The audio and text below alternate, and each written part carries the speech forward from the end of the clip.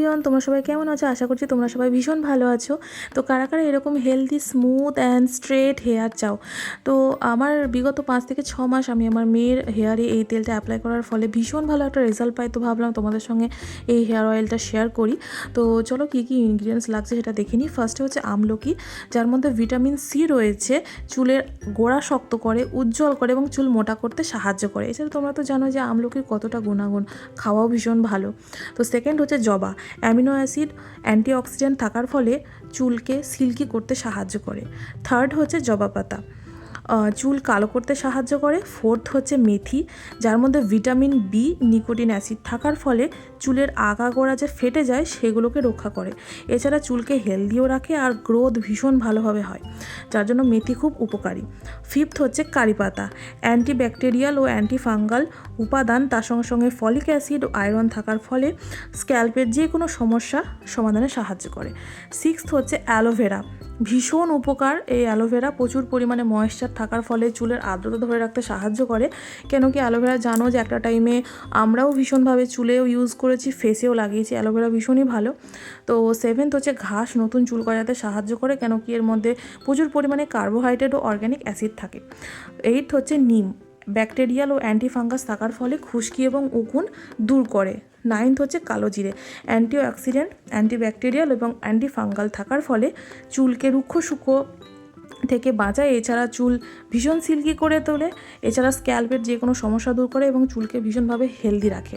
তো এতগুলো ইনগ্রিডিয়েন্টস আমাদের লাগছে এবং তার সঙ্গে সঙ্গে লাগবে নারকেল তেল। আমার যেহেতু তেল শেষ হয়ে গেছে, তার জন্য আমি একটু বেশি আর কি 3 কোটো মতো তেল আমি নারকেল তেল এর মধ্যে অ্যাড করব। তো এইগুলো লাগছে। তো অবশ্যই তোমরা কিন্তু এটা ট্রাই করে দেখতে পারো, ভীষণই ভালো আর কি রেজাল্ট।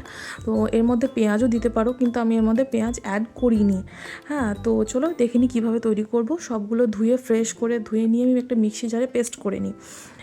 এবং এর মধ্যে আমি 1 কাপ মতো জল, বেশি জল দেওয়া যাবে না, কেন কি বেশি জল দেওয়া যাবে না, এরকম একটা থকথকে পেস্ট তৈরি করতে হবে।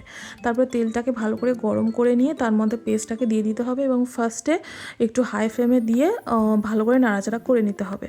এরপরে কী করতে হবে, ফ্লেমটাকে একদম লোতে দিতে হবে। এটা একটু হতে সময় লাগবে, মোটামুটি আধা থেকে 1 ঘন্টা মতো একটু সময় লাগবে। তো তেলটাকে ভালোভাবে আমি নাড়াচাড়া করে নেব। আর আরেকটা কথা বলি, এই তেলটা থেকে আমি মানে যে ঘরোয়ার যে তেলটা আর কি, তো এই তেলটা প্রিয়াঙ্কা করদির কাছ থেকে আমি পাই। তো যার জন্য আমি এটা ভেবেছিলাম যে একবার ট্রাই করে দেখি। তো ট্রাই করে সত্যি আমি ভীষণ ভালো একটা রেজাল্ট পেয়েছি আমার মেয়ের। তো লাস্টে তোমাদের সঙ্গে সেটাও শেয়ার করব। তো দেখো ওপরে তেলটা পুরো ভেসে উঠেছে আর নিচে দেখো পুরো মশলাটা নেমে গেছে।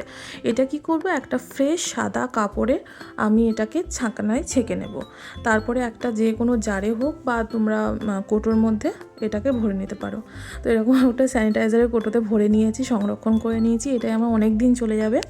তো আর একটা কথা বলি, এই তেলটা সপ্তাহে 3-4 দিন অ্যাপ্লাই করতে হবে। যেদিনকে অ্যাপ্লাই করবে তার পরের দিনকে এটাকে শ্যাম্পু করে ধুয়ে ফেলতে হবে। তো দেখো আমার মেয়ের তখন প্রায় 3.5-4 বছর বয়স। দেখো আমার মেয়ের হেয়ারে কতটা মানে গ্রোথ কম ছিল, আর অ্যাপ্লাই করার পর দেখো চুলটা কত সুন্দর হয়েছে। তো ভালো লাগলে অবশ্যই লাইক, কমেন্ট, শেয়ার, সাবস্ক্রাইব করে দিও।